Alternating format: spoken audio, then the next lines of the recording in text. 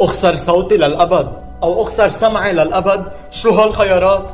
خليني اختار. انتبه، هالخيارات جدا خطرين. طيب اوكي، اليوم المعلمة بدها تقلنا العلامات وانا حابب اسمع علامتي، خليني اختار.